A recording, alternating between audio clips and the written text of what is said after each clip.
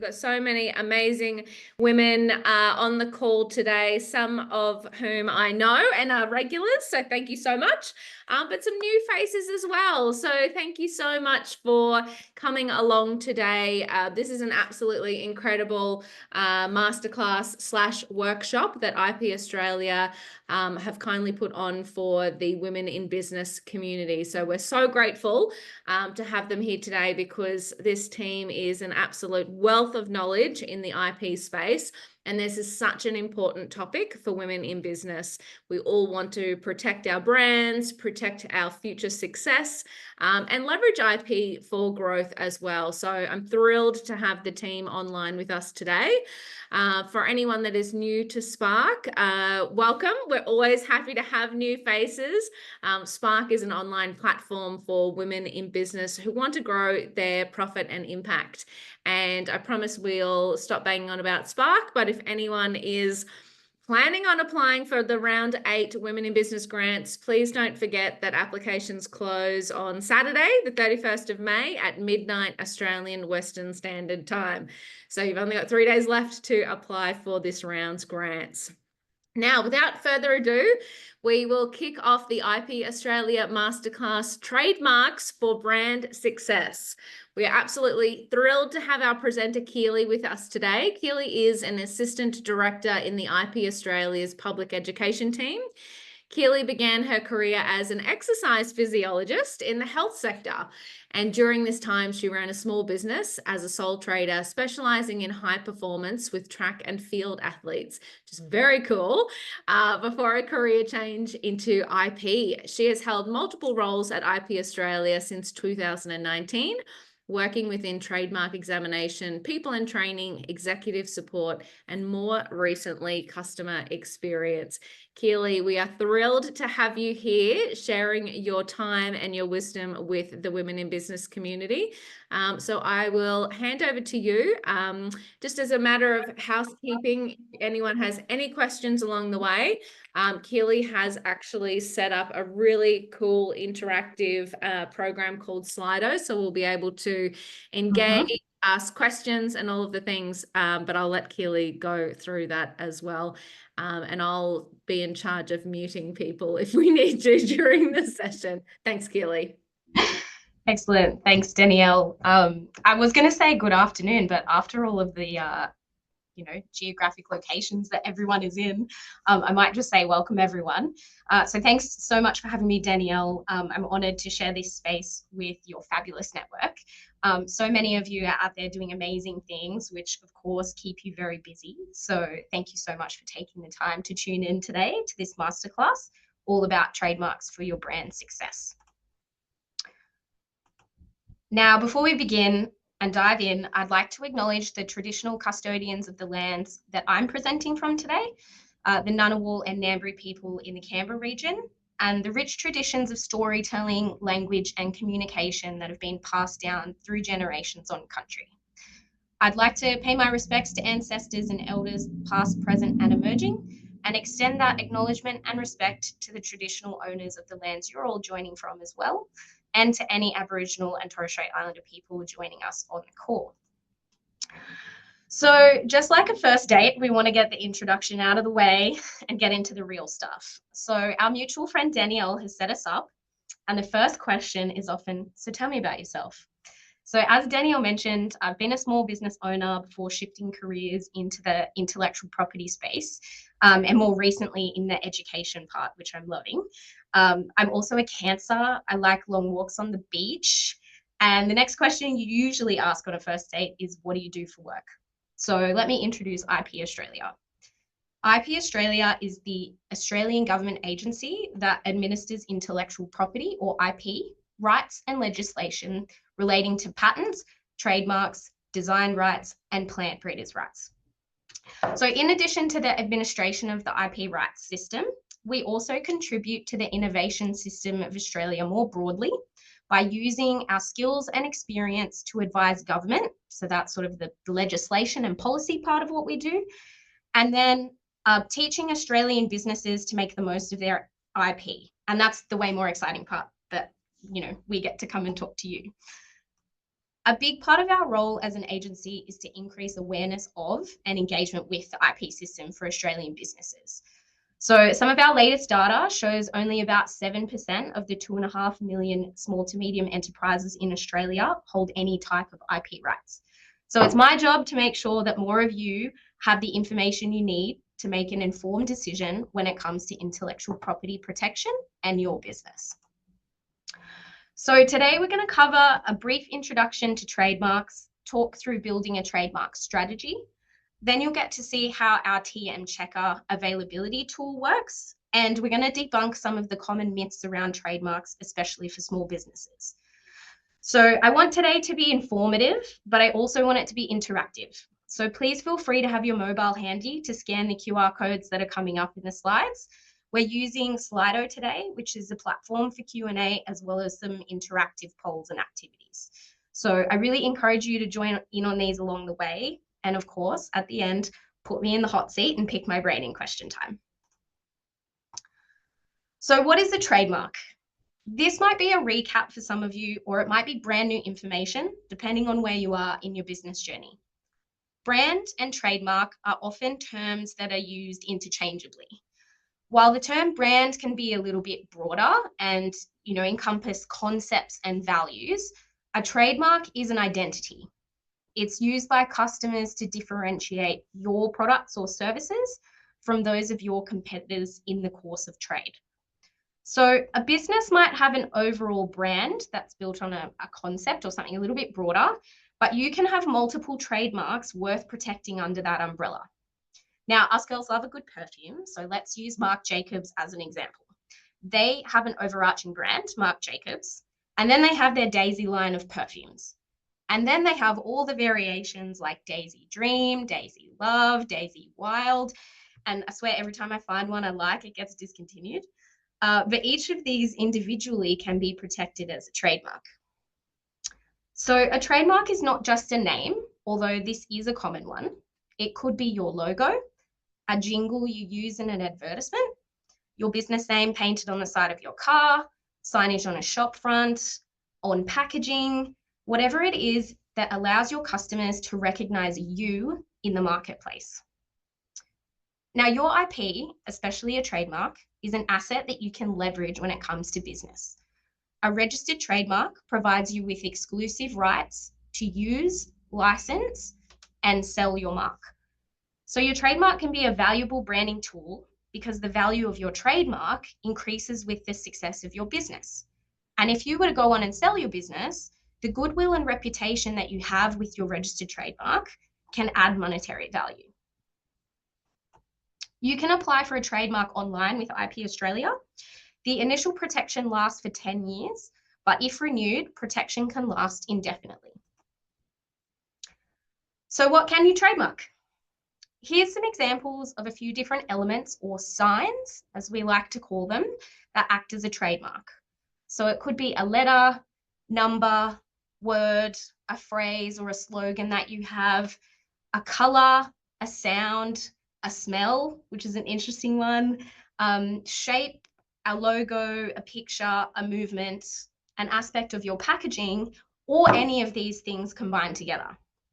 So if we're thinking about, things like colors or sound, some of the common recognizable ones that you will have seen before is, you're walking down the aisle of the supermarket and you're looking for Cadbury Purple to get your favorite chocolate, or particularly us girls, when you get those infamous red soles of a Louis Vuitton shoe.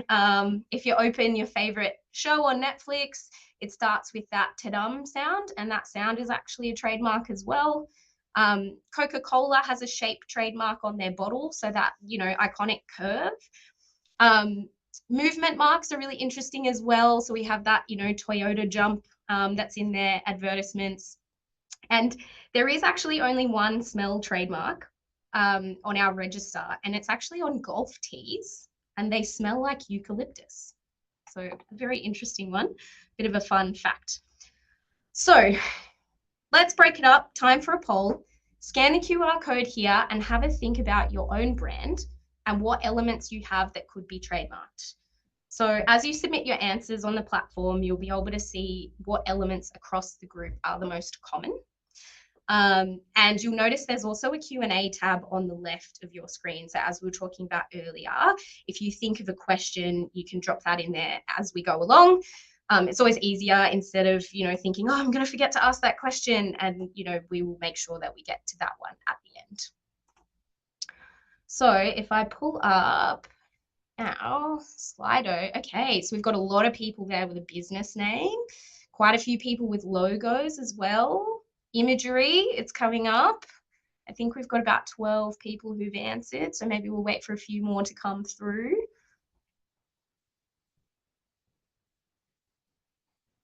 Oh, 15. Okay, this is good participation. I love it. So a lot of people, 100%, are recognizing their business name as a possible thing that could be trademarked. We've got about 88% sitting with a logo, so a combination of a name and an image, or just that image element. 56% with a tagline as well. So, and then imagery a little bit lower down at 17% there, and a couple of people with packaging elements as well. So interesting to have a think about what, with your business and in your own brand could possibly be a trademark.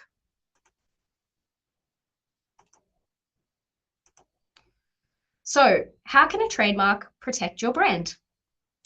Having a registered trademark can reduce the chance of your idea being copied and misrepresented. Oh, that's always such a hard word to say. Misrepresented as those of your competitors. The exclusive right that you get means you have the opportunity to use, sell, or license your trademark. And this also means you can use it in a franchise. So you can maintain control over your brand while entering new markets and collecting a fee for its use. IP rights, including trademarks, can also be used as a negotiating tool for a startup looking for investors, or for established brands looking to expand into overseas markets. Now, our data suggests that holding IP rights can actually increase the perceived value of your business by an investor by up to 20%. So that's really huge, and there's some great benefits to having trademarks and having that brand protection. And, registering a trademark is your choice. It's based on your own individual circumstances, but I think it's also important to consider the risks of if you don't register a trademark. So registering a trademark means you're in a stronger position to protect your IP. It acts as a deterrent, but it can also support your case when it comes to enforcing. So I think for most of us, when you think about your brand, it's probably the element that you've agonized over. Is this the right word? Does it represent me? If you've got a product or a service, you've probably poured your heart and soul into that. And so you want to make sure you can use it rather than getting stuck in a position where you've had to change, pivot, or rebrand. Now, as a small business owner previously, I didn't have a trademark registration for my business. I actually didn't know much about IP at all. But knowing what I do now, after being a trademark examiner and an educator, I would have gone about that process so differently. Whilst I might not have needed a registered trademark, I could have used things like our TM Checker tool, which we'll see a bit later, and done some of my own research to make sure that I wasn't putting myself at risk by accidentally being too similar to someone else who's in the marketplace already. And I think that's an important thing to note, is that, infringing on someone else's intellectual property doesn't always happen knowingly. And especially for small businesses, or, where you're in a small market, it's really good to check before you get sort of too far down the path, investing money into your branding or signage, production of goods, merchandise, all of those sorts of things, only to get caught out when you have to change it because you can't use an element of your brand. So it's always good to put all of this information in context, and IP Australia work with some really great Australian businesses to create case studies so that you can see the IP in action. Designed by Them is one of these case studies, and their business showcases Australian design, selling furniture, garden accessories, and homewares. So Designed by Them initially registered a trademark in Australia, but they quickly had to look to secure it internationally as well because the business expanded. And this might not only be sale of your product overseas, but also considering things like manufacturing and supply chains as well. So if your business has the potential to expand internationally, it might be worth considering protection overseas. And IP rights only provide protection in the country or the jurisdiction they are filed in. So even if you have a registered right in Australia, you'll also need to register this in other countries where you want protection too. And I think the key message here is to back yourself and do it early, because at the end of the day, registering a trademark to protect your brand is your decision, but your idea and your business might be the one that really takes off. And you want to invest in that and make sure that you're protected. So we've talked a little bit about what can be a trademark and some of the benefits and risks. So let's move into building a strategy.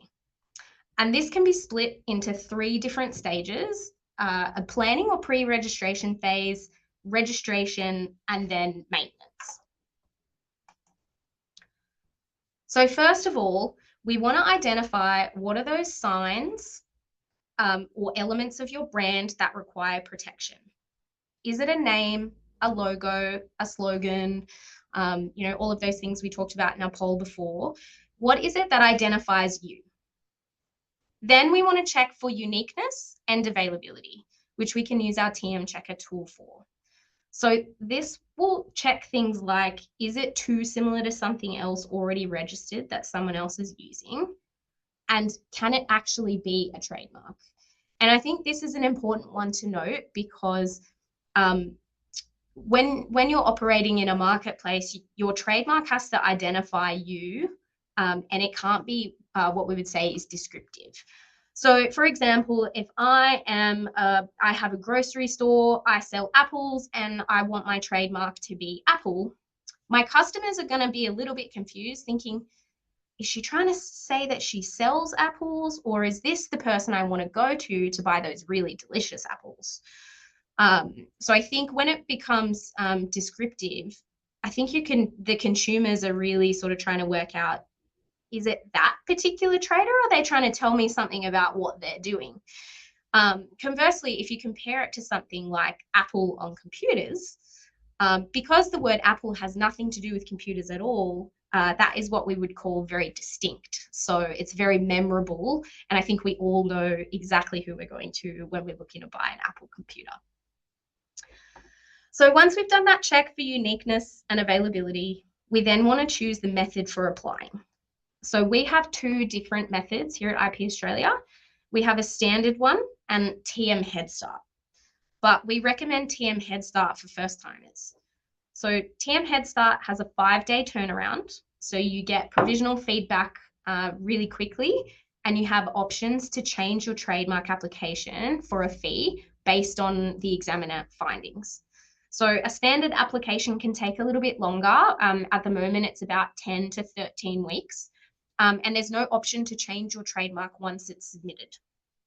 So if you use TM Checker to check availability and decide to apply then and there, this will actually automatically take you through to a TM Head Start application to make it easier. So when we're talking about a trademark strategy, early is really important. You can use TM Checker in that ideation phase at the very start when you're deciding on a brand or a name for a product. So even if you decide not to go ahead with an application, you can see that doing that check quickly can prevent you from deciding on a brand and then having to change it after investing in it a little bit. So you've done all your planning, your pre-registration steps, and it comes to filing your application. So when you apply for a trademark, you have to specify what goods you're using it on, or services that you're using it in connection with. And this is what you're protected for.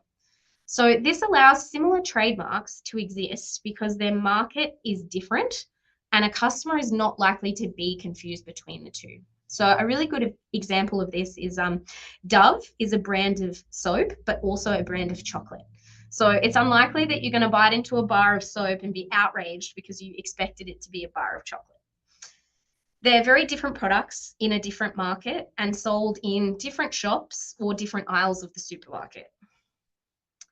When you file an application, you'll upload your trademark and you'll select relevant goods and services that are grouped in classes. Now, classes are an administrative tool on our end, and they help IP officers be able to search similar groupings when comparing a new trademark with something that's already registered. So once we receive and examine your application, we get back to you with an initial response. And it's good to keep an eye on this in case we raise any issues that you need to respond to.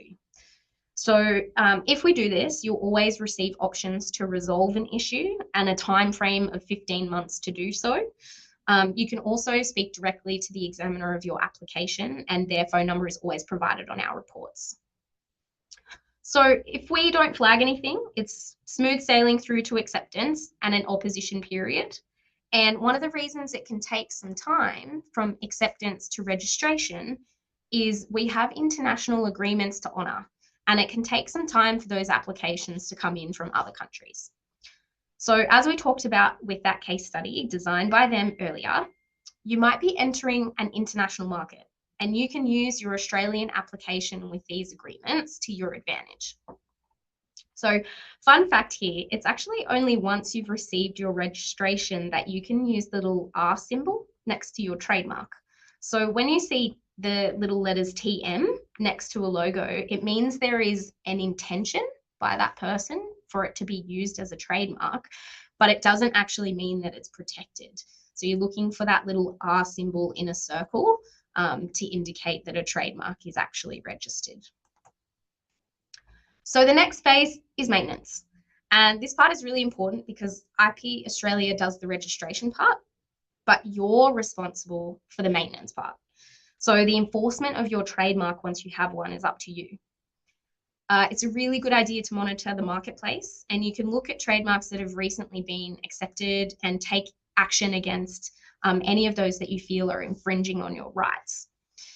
Now, your trademark can be renewed every 10 years indefinitely. And when we say indefinitely, I mean indefinitely. Fun fact, the very first trademark in Australia was still registered up until last year. It was first filed in 1906, so over 100 years old. And it was called PEPS, for cold, sinus and indigestion lozenges and pastils. Okay, so we've covered the phases of a trademark strategy and a little bit about trademarks. So let's break it up again with some interaction from everyone. Do you already have a trademark for your business, or a trademark that covers your logo? Have you considered one, and if so, why or why not? So we'll wait for a few answers to come in here. And I think we had some really good participation earlier, so let's see how we go.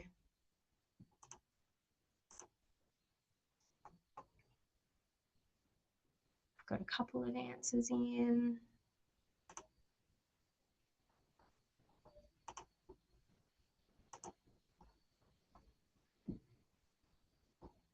So we're sitting at about a 3/4 split. Now to 70-30, so 70% no, 30% yes. We'll wait for a few more votes to come in. I think we've got 12 at the moment. I think we can get a few more.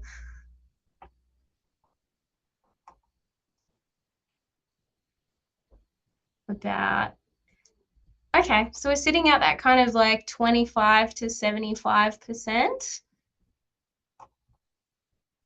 We'll wait for a few more and see if it changes. But great to know that a few of you already do have a trademark for your business name or your logo or an element of your brand. I think that's really important. So we might call it there. We're actually at about 80-20. So 80% of you saying no, you don't have a trademark already, and 20% saying yes. So good to have a few people there, and I hope today is helpful in helping you decide whether it's for you. All right. So the next thing we're going to do is talk about TM Checker. And TM Checker it makes it easier for you to check for similar trademarks and complete the application process in just a few minutes. It's quite quick. Now, this tool provides useful information and guidance through the help section as well. So it helps small businesses understand the trademark system and application process as you go. So we've got the QR code here. So if you've got your mobile out, feel free to scan it and follow along with me with your own example as we go through the steps. Now, I'm just going to jump in and share my other screen.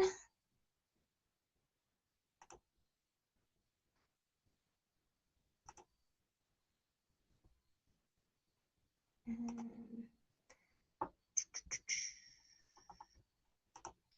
we are. Excellent. So we're at TM Checker and we're looking at checking our word or logo trademark. So we've read the disclaimer in our privacy notice, we've ticked yes, and we're kicking off. So we want to choose a kind of trademark to check here. So I think a really good way of doing this, I'll use my own business as an example. So we're clicking on word or phrase. My word or phrase doesn't contain any non-English characters, and my business name was KP Physiology. So we're leaving that in there, clicking through. And then we've got to look at what goods or services we provide. So we can search a bunch of different terms here. So let's just say I'm an exercise physiologist. I've been running some exercise classes on the weekend. So we might put something like exercise class and see what comes up here. So then we've got our search here. So we can see that there is a bunch of different things in class 41, such as gym activities, conducting exercise classes, physical activity classes. And I think quite a few of these would be really relevant to me.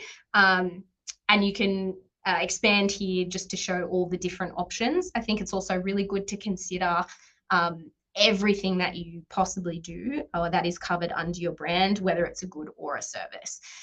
Now, when you're searching here in TM Checker, it'll also bring up, so for me, conducting an exercise class is a service that I provide, but it also comes up with some other goods that might be related. So in class 28, it's got things like exercise equipment, weights, treadmills, etc.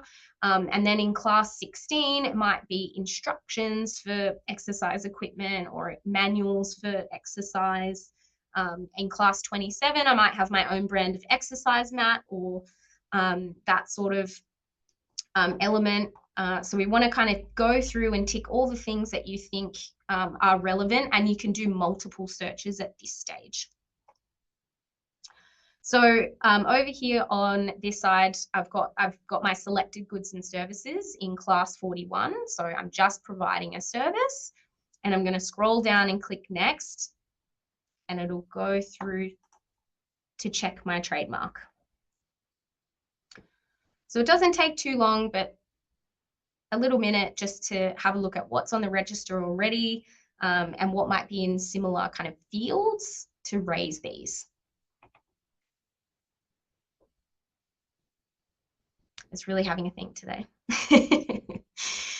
And so then when you're at this next part, you can review your check results.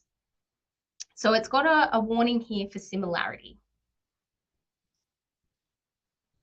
Now, what we've got here is 18 matches of trademarks that could possibly be similar to mine. So I want to have a look and see, is my trademark different enough, and have a look at what it looks like, what it sounds like, and some of the goods and services that are here as well. So the reason that it's picked up a lot of KP elements is because KP is kind of the identifying feature, and physiology is a bit more descriptive of what I'm doing, which is exercise physiology services. So I'm going to have a look into another KP logo mark. So I'm going to click this red one here. And we're going to have a look at this. So this is in class 35. And when I scroll down to the goods and services here, we're looking at retailing, sales promotion, distribution of goods, customer loyalty programs, and all of these things are in relation to specific items like kites, kite surfing, snow kiting, which I didn't even know that was a thing. headwear, clothing, footwear, etc. So when I think about my business providing exercise physiology services, I would say that this trademark is probably, although it's the same, so that KP element, if we go back to that Dove example we were talking about, they're in different fields. I'm not retailing anything, I'm providing an exercise related service, and so I might not be worried about this one, but you obviously want to go through and check all of the results here.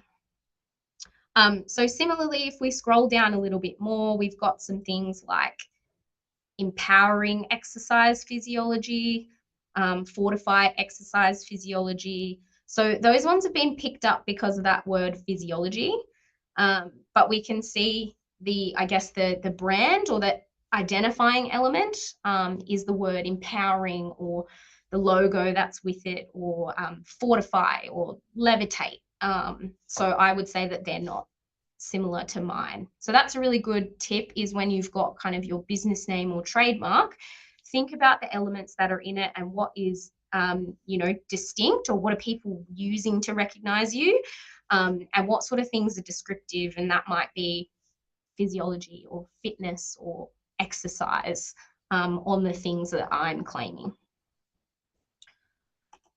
All right. So heading back to our presentation.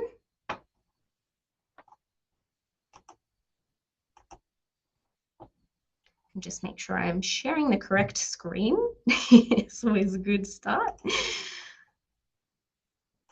So we've covered off TM Checker. We're on the home stretch now. Let's tackle some common misconceptions when it comes to trademarks and bust some myths. All right. So the first one, small businesses don't need trademarks. We can definitely bust this one, because trademarks can be really valuable for any size business, not just the big corporations that we think of. We touched on some of the values earlier, but a trademark is an asset of your business. Our research shows that businesses with trademarks often see higher growth, increased value, and of course, that protection that reduces risk for you. And like we said earlier, for an investor or a buyer, this can definitely make your business more attractive. Our next myth is I've got a business registration, a domain name, a social media handle, so my brand is protected. So registering each of these elements doesn't necessarily protect you in all areas. And this is because a trademark has to be used in the course of trade, so providing a service or producing a good for a fee.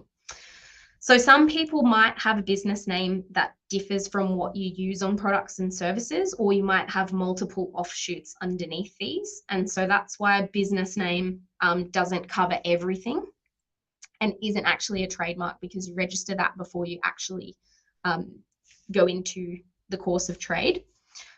Likewise, many people can register a domain name for other purposes, not just trading goods and services. So you could have a website that you use for whatever you like, and still be able to register that domain name.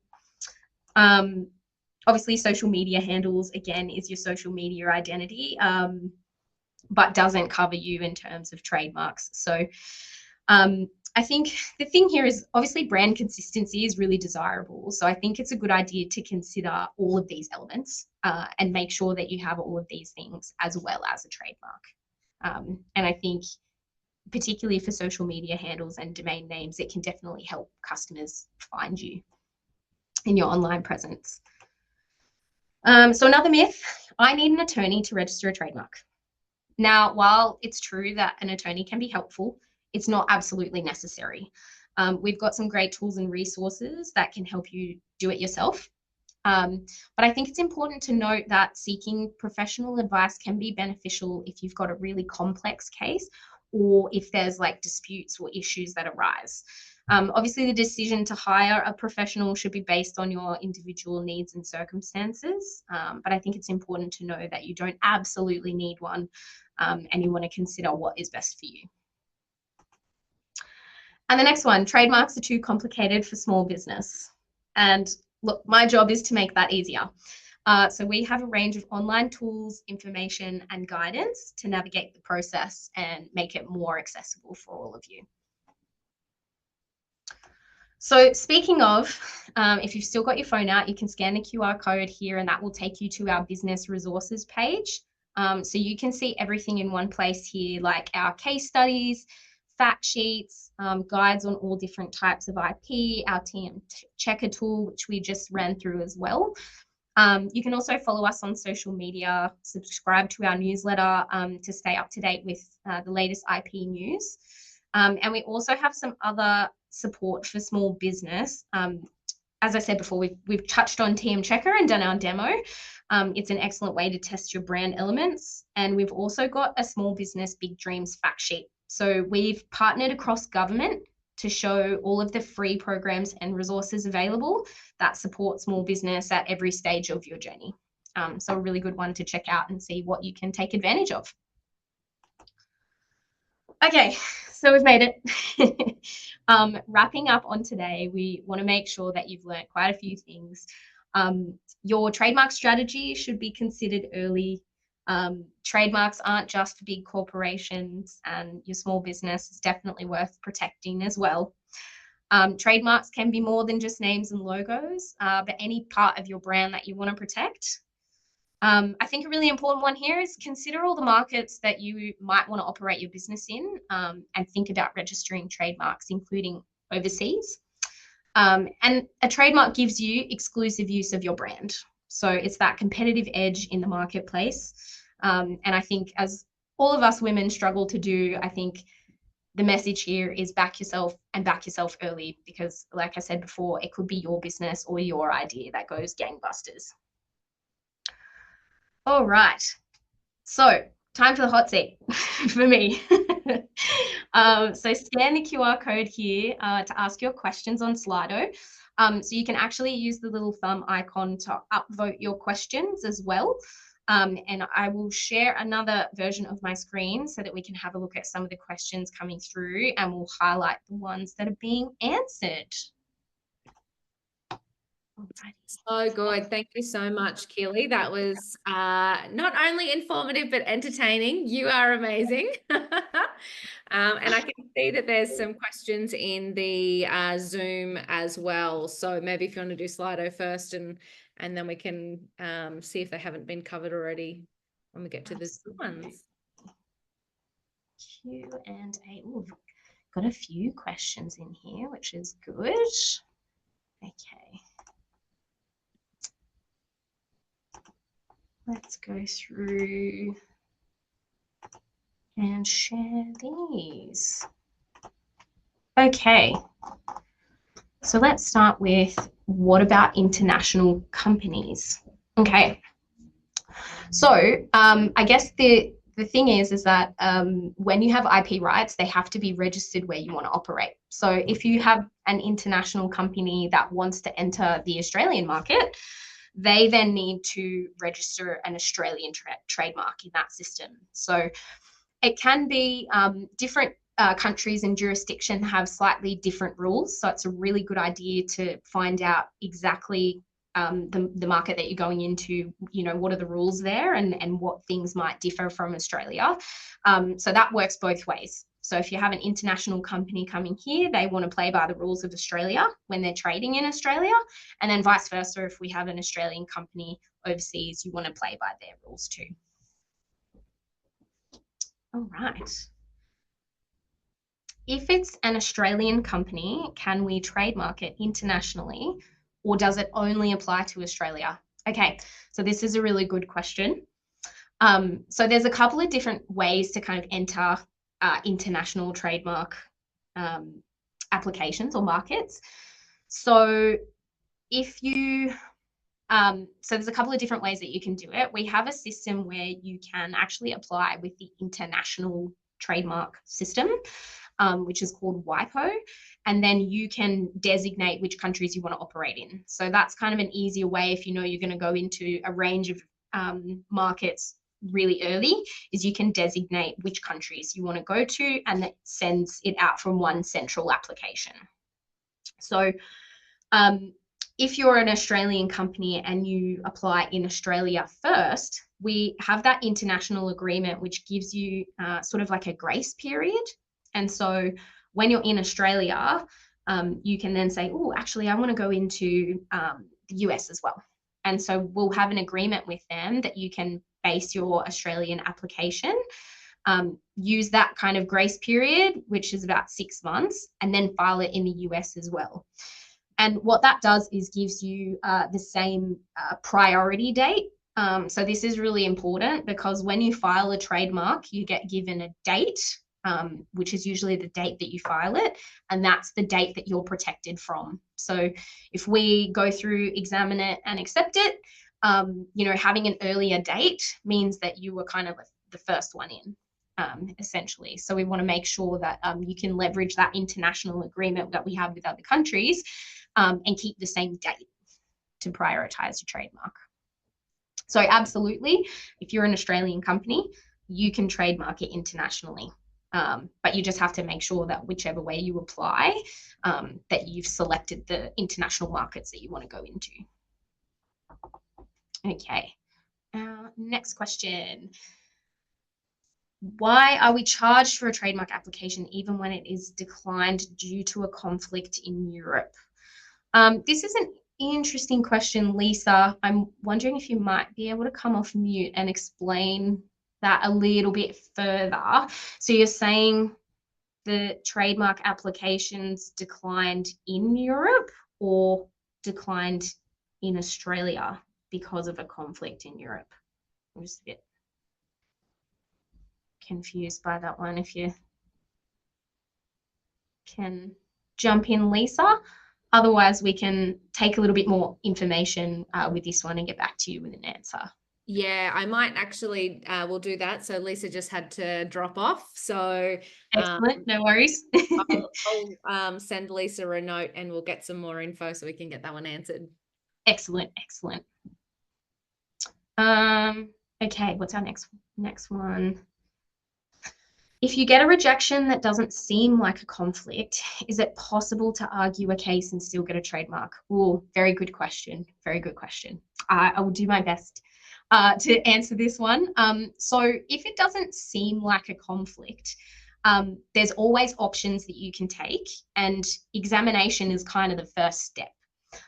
So as examiners, we'll go and look at an application. We have a bunch of kind of law that we have to, like legislation that we have to apply to our examination process and make sure that it kind of fits in our rules. Now we know that, trademarks can go even further and become, something that ends up in the courts or even a federal court decision. And so this kind of comes out of the examination hand and goes further down the line. Now it is possible to argue a case, and there are always options to overcome issues. So it could be something like providing evidence. It could be something like putting a limitation on what you've claimed. So for instance, if I claim retail services and there's another trademark that has retail services specifically for surfboards. If I retail soap, they're probably not confused, but when we examine that, we look at all retail services, and all retail services would also include retail services for specifically surfboards. So there are some cases where you can put limitations on exactly what you're doing that can sometimes kind of tease those things apart, which means that those trademarks can coexist. So it's not always possible, but I think those are usually a really specific circumstance. So you want to make sure that you get in touch with your examiner and like really tease out what the issues are, how similar the trademarks are, how similar the things that you're claiming are, to kind of get a resolution there. Absolutely. Ooh, next one. Should you apply for a wide range of classes or keep it narrow? This is good. This is good too. This is a good question. So part of having a trademark, and I guess the responsibility of having a trademark, is that you need to specify exactly what you're going to use it on and use it. So I think whilst you might have, you might decide at a particular point in your business that a broader take is necessary because you are just starting out, or you're not quite sure what you're going to go into, or let's just say you have a coffee shop, but you might want to protect yourself from roasting your own beans or something like that. That's definitely something to consider when you put your trademark application forward. But part of that maintenance is making sure that you use it on those things. So if you are a bit more specific, so for instance, you know, you're retailing surfboards specifically, or instead of just broad retail services, that can also minimize the issues that you have between trademarks that have already been registered. Okay. What have we got here? What if someone is using the name on a social media as a handle, but their account isn't active, it's not trademarked? That is actually a very good question that I don't think I can answer. So we'll take that one on notice and do a little bit more research. Obviously, from IP Australia's perspective, we handle the trademark side of things, but I don't know specifically within the rules of like Instagram or different social media platforms with your handles what you're actually allowed to do. So we can definitely take that one on notice as well and see if we can get some answers there as well. Okay. What have we got next? If you change your logo, do you need to re-trademark it? That is a very, very good question as well. So when you apply for a trademark, you get, technically your protection is over exactly what you apply for. So if you apply for a word and an image, it's exactly that representation. But I guess there is a little bit of room on the edges, because when we're considering the similarity of trademarks, we consider something that could be close to, that might confuse someone. So it could be the same wording, but a different font. Like that would still confuse someone. So if I had, I don't know, KP physiology, and I had this like great big green lettering, and then I had just the word, because we say it the same, that's usually how it's referred to. So there's kind of this element of what's sort of close enough to be too similar. So when you change your logo, it's probably worth looking at what you applied for initially with a trademark and how significant those changes are. So if you've done a complete rebrand, it might be the same name, but the logo looks completely different, then you kind of want to make sure you've got protection over that change. Whereas more subtle things like, you know, a font change or like a color change or that sort of thing is less significant, and then you may not need to. So that's definitely one you probably want to get some professional advice on for your specific circumstances. But I think it's good to understand that there's a little bit of room on the edges in terms of like what we think is or what we consider to be too similar. What if the logo includes the business name? Do you have to submit for a name and a logo? This is a great question. This is a really, really good question. So if you, I mean, it's up to you, but I think ultimately the best answer for this is, how do you use it? How do you use your trademark? So if you just use your business name predominantly, then that's what you should apply for. If you use your logo in connection with your business name every single time, then that's what you should apply for. So I think it's really important to consider what you actually do. How do people recognize you? Are they using the word and the picture together? Are they just using the logo? Are they just using the word? Because that really determines making sure that you can protect what you're using in the marketplace. Absolutely. I'm loving this. I've got so many questions to get through. Who trains trademark examiners? Also a great question. I've actually worked in this space a little bit as well. So initially we come into a trademark training program. This has been shortened down a little bit, but when I went through, it was actually a 2-year process. So a very, very comprehensive set of training. I think it's been brought down to about 12 months now. And so what we have is senior trademark examiners who are really experienced. They team up with our quality and practice area as well to train trademark examiners. So we have, I guess, like a set of coaches that have had lots of experience and have that kind of I guess, affinity for soft skills and coaching and teaching staff. And then we bring in our new trademark examiners, and they go through all of the different elements that we have to consider from an examination standpoint. So we do that kind of in a, we have done that previously in a bit of a separate environment in an academy where everyone is learning together. And then they sort of have a phased approach into becoming a fully fledged trademark examiner, where you'll go into a team and be mentored by some people, and then go through into full trademark examination. All right. Our next question, what are the costs to apply for trademarks in the USA and Europe? That is a great question. I actually don't know off the top of my head, but I can definitely find out for you, and come back on that one. I think obviously because there's a couple of different ways to apply, the fees might be different if you go through an international application that you can designate which countries you go to versus specifically going to the USPTO, which is the US Patents and Trademarks Office, or the European Union. So in terms of the number of categories, there's not a maximum number of categories.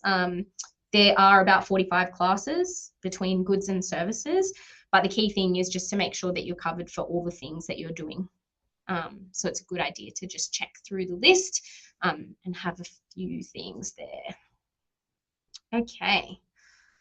What are some common mistakes that you've seen small businesses make during the application process, and any tips or tricks to avoid them? Yeah, absolutely. So I think the two most common issues that we have is a trademark being too similar to something else that's already registered, or it not being able to act as a trademark. So when we talk about something too similar, I think obviously the TM checker tool is a really great way to get, a good guide at the start for that, to make sure that's, you're considering things that might have a similar element. And I think that, making sure you look at what you're claiming, is that similar to someone else's?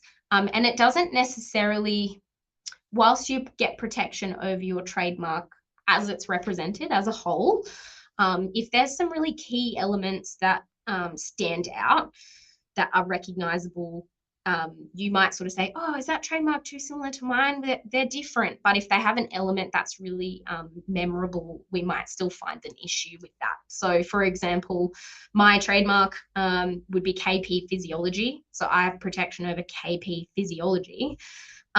But like I said, the physiology bit is a bit descriptive of what I'm doing. So the key element there is KP. And if we had another trademark that is also KP, then we might have an issue if they're on similar goods and services. I think that distinctiveness part, so can it actually be a trademark? That's a really key one too, because I think it's easy to go, oh, I'm selling apples, so I can't use the word apple. But you probably can't also use things like it's the best, or these are delicious, or, so consider it's got to be something that doesn't describe your products or services, and it doesn't describe an aspect or a quality or an element of those goods and services too. So avoiding those kind of really generic kind of statements like, the best in Australia, or, we're the best, like all of those kind of generic things that talk about the quality of what you do as well, then they can't alone be trademarked in most circumstances. Okay. How many pick list statements are generally available to choose from, and how many on average do people have against their business name as a trademark? I don't know if we actually have any data on this in terms of like the average number of claims, and we can definitely have a look into that. But I think it's really hard to sort of say like, what should I have, or how many should I have, because it really depends on what your business does and how big it is. So for instance, like if you think about like super big brands, like, if you think about like an Aldi or a supermarket like that, they have loads of claims on so many different things. Whereas if you're a very niche business and you're kind of only doing one product, or, you make handmade soaps or something like that, then what you will have is really specific. So I wouldn't sort of go off an average to kind of see what you should do. I think it's about, you know, what goods or services do you provide in connection with your trademark, and making sure that that is in your application, because that's what you're going to get protection for. Okay, the difficulty I have searching for a trademark that is business name as the logo type, it covers both the words and the design to create the logo. So I just reading into that, so I'm thinking we're saying it's a combination, so it's a business name and a logo that we're looking to protect. So I think if you're searching for trademarks on the register, or like what's similar to you, beyond TM Checker, you can also kind of pull those things apart. So if there's an image, you want to kind of look for that and elements of that. And then if there's some wording, you want to look for elements of that too, just so that you can consider everything that looks similar, gives the same impression, or sounds similar as well. Have we got a clarification in the chat here, Danielle? Yeah, it looks like it. So it should be from Keeley. The business name is the logo. As a designer, it would be, say, good dog, and it's not an icon, but just the words many times. Oh, I get that. So like Spark, my logo is the word Spark, but it's just in like a stylized font. So I think it is. Yeah. Yeah, I get you. So that absolutely can be a trademark. I think if you're, I guess you've got to look at how are you using it, and how are people recognizing you. So usually with fonts, we would go more towards like what the word is. So for you, Danielle, it's Spark. So we'd want to consider things that look like and sound like the word Spark. But obviously when you're applying, you want to apply for how you use it. So if you have a specific font or style, you can definitely apply with that. Absolutely. Okay. All right. What does operate mean? So if I have 1 client in Thailand, 3 in the UK, 8 in Canada, do I need to register in each country? This is an interesting one as well, because it does take into account, I guess, where you're kind of like engaging with clients or your business. So it's a little bit easier with products, because, you know, if you can sell them to a particular country, or you trade in a particular country, that's a bit more black and white, I think, in terms of going, okay, if I'm in the European market, I need to protect myself in the European market. I think where it becomes a little bit tricky is in that service space where we've got clients, because you're providing a service, and we're in this kind of like globalized online market as well, right? So you can operate in Australia, but you could have someone from a different country on the other line. So that is a really good question. I don't know if I can specifically answer in that circumstance. It would definitely be a question for one of our IP professionals to come out, because that's, again, another really specific circumstance. Now, I'm just noting the time because we're at 1:01, and I think it's amazing that we've got so many questions on the go, because, you know, it's so much better than getting crickets. So thank you so much for being a really, really engaged audience. What we'll do, we've got a list of all the questions that have been submitted. So we'll take these on notice and do some research, make sure we consult all of our experts at IP Australia, and then get some answers back to you through Danielle. That would be amazing. Thank you. And if anyone does need to jump off, please absolutely go about your day. That's no stress at all. I'll make sure I circulate the recording, resources, and all of these question and answers that we might not have had time for. And I mean, even for good feedback, Keeley, someone said, we need a part 2. So I totally, we will make sure that all of the questions do get answered. And also, if you didn't get a chance to ask your question, please send it through, because I'll make sure that it gets to the IP Australia team as well, so that we can get your questions answered. Absolutely. And as we get to the end here, if you've still got your phone out, we would love to hear your feedback on the session. We've got a super short set of questions here in our survey. And I think some of my colleagues will probably pop a link in the chat as well. So it really helps to make sure that we're giving you exactly what you need for your IP journey from our perspective. So we would love to hear your feedback on how we can continue to do a good job and make it even better.